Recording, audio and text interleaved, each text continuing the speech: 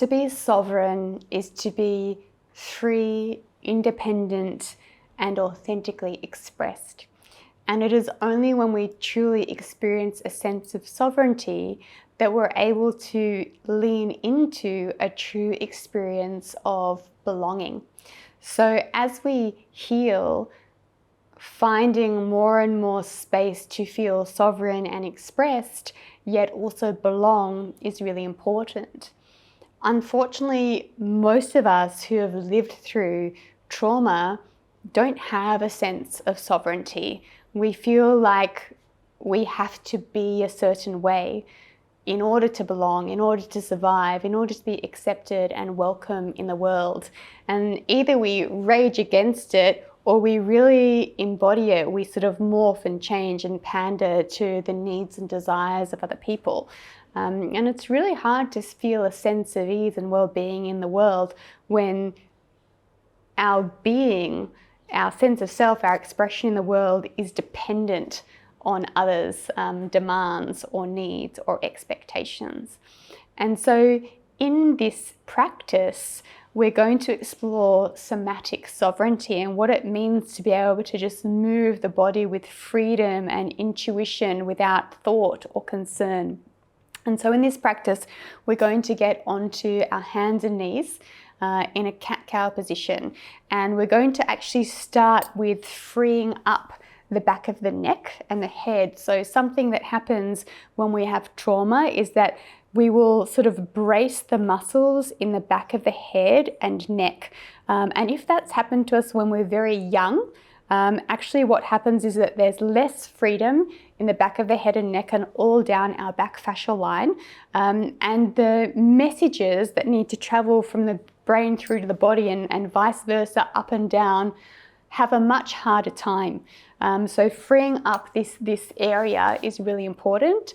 And then we're going to extend down to freeing up the whole spine and seeing what is it like to just move and let our spine lead the way rather than thought or process lead the way. So I really want you to get into a felt sense of freedom through the spine, and the spine is the central place of your entire body. So if our spine is free, that will naturally, I guess, move on to this freedom in the whole body and ideally freedom in our expression in the world and in dynamic as well. And as we continue to move, we're going to connect to the affirmation from the book, I am sovereign, I choose movement and freedom.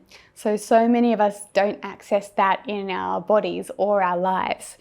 As you go into this practice, if you have been living through experiences of oppression or conformity, you may find this exercise a little confronting. It might trigger a sense of fear or shame, particularly if bad things have happened when we've tried to speak up or express our needs or desires or go for what we want. If we've been harmed or shamed, it would be natural to kind of feel this closing away from this sort of very liberated, authentic expression. So I just want you to watch if that happens for you, just feel into it. And if it's something that you can kind of sort of move through, or if there's this very strong feeling of I can't, or this is bad, then it's absolutely okay to come out of the practice, and you might like to go into the inviting safety pose and just get under a blanket and let your body know that it's absolutely safe.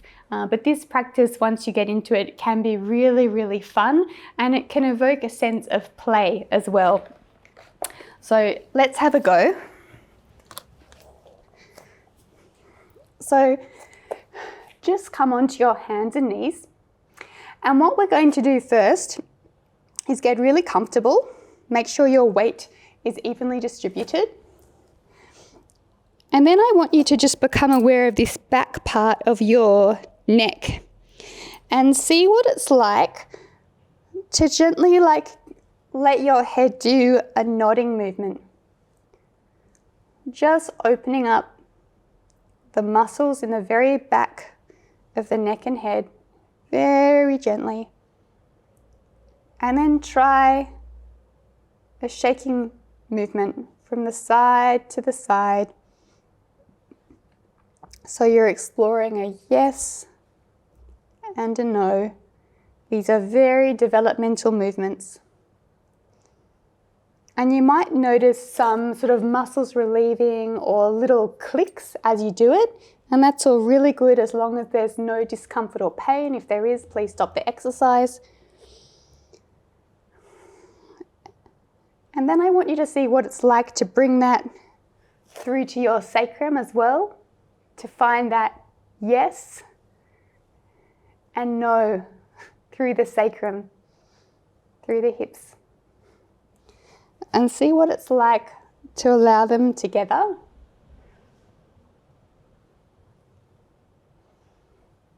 Do they want to synchronize these two parts of your body, or do they want to go in opposite directions? And next, try swaying from one side of the body to the next and seeing if your head and your sacrum can join in, really finding the fluidity through the body.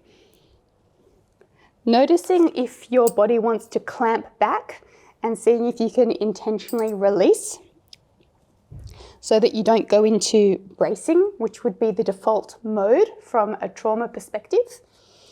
So just really allowing the body to open up as much as feels safe, and then see what it's like to let go of process or instruction and let the spine do whatever it wants. So you can see that my spine's doing all kinds of things and that I'm shifting the weight and moving my neck in many directions. What is it like to invite sovereignty and expression with no thought, no rhyme, no reason? And how does that feel? And you can play with this for as much as you like, as long as you like. And when you feel like you've had enough for today, just come down onto your belly in a comfortable position. And take a few moments to really integrate and notice, how did that feel? What changed? What spaces do I feel in my body? What did I learn?